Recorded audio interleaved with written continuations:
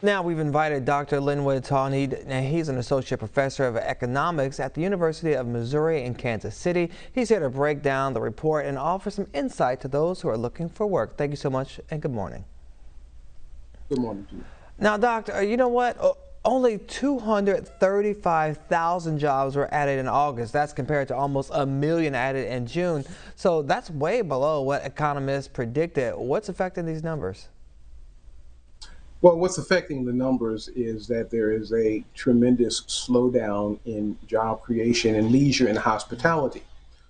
And so, an interpretation of that would be that people who have been on vacation are not going on vacation any longer, probably because of fears of COVID.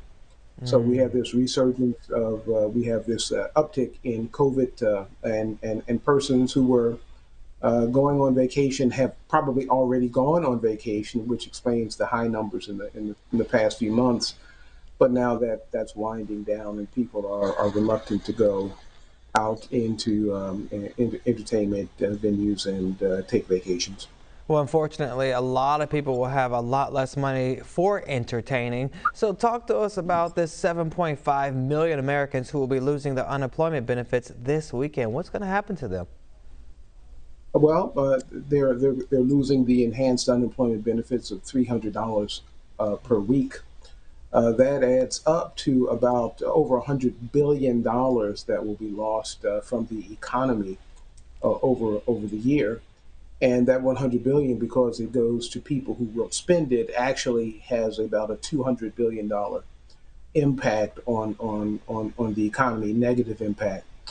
That's about 1% of the total economy, and so there will be an effect of that. And we've been slowing down. This economy, this recovery has been slowing down for the past couple of months. Initial unemployment claims, for example, has been flat over the last couple of months when it had been declining fairly well before that. So the economy is, I think, going back into recession. The Secretary of Labor, Marty Walsh, had alluded to the fact that the economy is having some difficulties, and maybe we may be going. He didn't use the word recession, but we are definitely slowing down. And so we have 7.5 million people who are losing the enhanced unemployment difference on Labor Day. Perhaps that's ironic. And I think a lot of And people may not be wanting to go back to work because of some of those extra benefits that they've actually been receiving up until now. And President Biden even said himself that he's added more jobs in his first year than any president. And maybe that's because there are a lot of jobs to be had. Now, a lot of people aren't working because they're getting these benefits. But Amazon, they're looking for 40,000 people. Walmart, they're looking for 20,000 people, offering more than $20 an hour. So why are so many jobs not being filled since there are so many to be had? well, I think the narrative that people aren't going back to work because they're getting unemployment benefits has been. I don't think that's supported by the data. There are 29 or so states that eliminated those unemployment benefits and saw no uptick in employment. And so people are staying away from work, I think, because of COVID. And it's not just their fear of going to work and catching COVID, but they're also their children are not going back to school. They're staying home and taking care of their children. I think if you are a low wage worker, a minimum wage worker, you can either go to work and earn full time, $290 per week, or and in that case you may have to pay a substantial part of that in childcare, or you stay home and take care of their children. And so people have family obligations. There's a threat of COVID Delta variant infection, and people are reluctant to go back to work for those reasons. There may be a few who are staying home because of the enhanced benefits, but the data doesn't show that they'll go back to work when those benefits stop. Well, it seems like that increased pay would definitely encourage some people to go back to work. And also, some big and small companies are dropping requirements like the amount of experience needed to do the job to make it easier and kind of entice people to get them to apply for these jobs. So, do you think that will help both the Well, the increase in way pay and these shifts in requirements? the way that you get people back to work, at least according to standard economic theory, if people won't work at 7.25 an hour, you have to offer them more.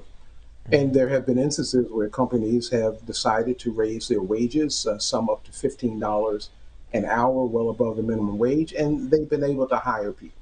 So if employers are looking for people to come back to work, you have to pay them more so that it's worthwhile for them to go back to work. And we're talking particularly about minimum wage workers or no wage workers in general. We only got a minute left, and I want to get to the real estate market because it's been booming during the pandemic. I mean, the sellers are leaving very happy right now. But there are reports that we're starting to see things slow down a little bit. So what do you think about that? Do you think that's true? And is there indication of what could happen? Well, there was an indication. The real estate boom was fueled by people working at home, and many of them were feeling that they wanted to do that permanently, so they would move out of their apartments, find a house where working at home would be more comfortable. Uh, Many, in fact, away quite a ways from where their jobs were located. Well, we're seeing actually a downturn in that as we were seeing a downturn in that people going back to work, back to the offices.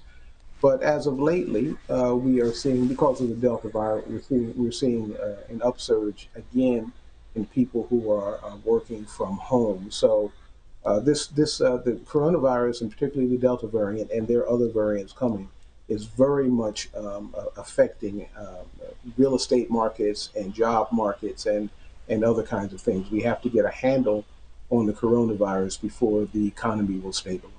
Very good point, Dr. Linwood Tauheed. Thank you so much for starting your day with us.